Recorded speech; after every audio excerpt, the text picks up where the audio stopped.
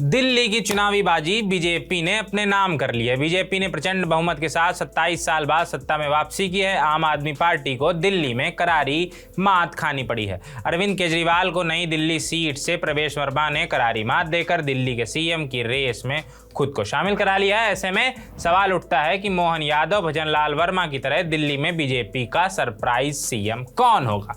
दिल्ली विधानसभा चुनाव में बीजेपी में किसी भी नेता को सीएम का चेहरा घोषित नहीं किया गया था। बिना सीएम चेहरे के बीजेपी चुनावी मैदान में उतरी थी। बीजेपी पूर्ण बहुमत के साथ सरकार बनाने की स्थिति में पहुंच गई है। ऐसे में सभी के मन में सवाल उठता है कि दिल्ली में बीजेपी किसे मुख्यमंत्री बनाएगी। बीजेपी दिल्ली के सियासी समीकरण के लिहाज से मुख्यमंत्री का फैसला करेगी या फिर कुछ अलग दांव खेलेगी। सियासी गलियारों में प्रवेश वर्मा, विजेंद्र गुप्ता, मनोज तिवारी सहित कई चेहरों के नाम सियासी कयास लगाए जा रहे हैं। कौन कौन से नाम है और क्यों है ऐसा बताते हैं। पहला नाम है प्रवेश वर्मा का।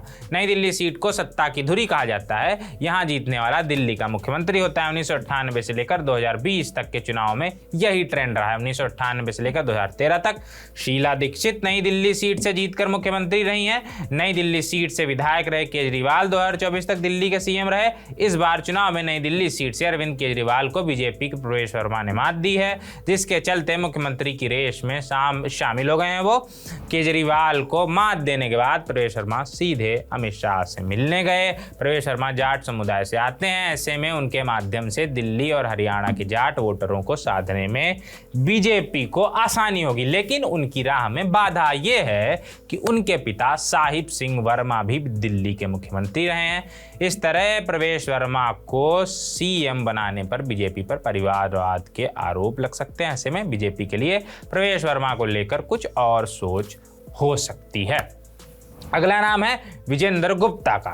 दिल्ली की रोहिणी विधानसभा सीट से जीत दर्ज करने वाले विजेंद्र गुप्ता को भी सीएम की रेस में माना जा रहा है। विजेंद्र गुप्ता ने अपनी सियासी पहचान एक मजबूत नेता और केजरीवाल की लहर में भी जीतने में सफल रहने वाले इकलौते नेता के रूप में बनाई है। वो केजरीवाल के 10 साल के कार्यकाल में सबसे ज्यादा मुखर रहने वाले बीजेपी नेता हैं। दिल्ली बीजेपी के प्रदेश अध्यक्ष रहे हैं और विधानसभा में नेता प्रतिपक्ष की भूमिका भी अदा कर चुके हैं।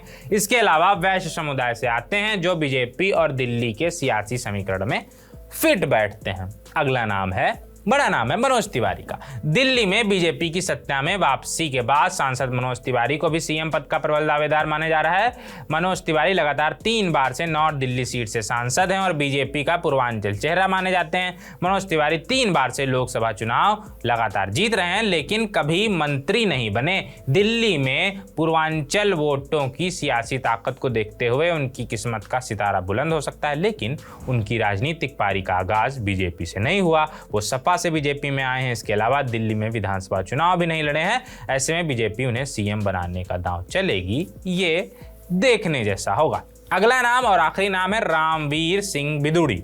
दिल्ली में बीजेपी सत्ता में आती है तो गुर्जर समाज से आने वाले रामवीर सिंह बिदूड़ी और रमेश बिदूड़ी को भी प्रबल दावेदार माना जा रहा था। रमेश चुनाव हार गए हैं, जिसके चलते रेस से बाहर हो गए हैं। रामवीर बिदूड़ी दिल्ली में लंबे समय तक विधायक रहे हैं और अब दक्षिणी दिल्ली से सांसद हैं। सांसद होने के नाते चुनाव नहीं लड़े हैं। सीएम की रेस में उनके नाम के कयास लगाए जा रहे हैं, क्योंकि दिल्ली चुनाव में वो काफ़ी एक्टिव नजर आए। बाकी आपको क्या लगता है, कौन हो सकता है बीजेपी अगला सीएम दिल्ली के लिए?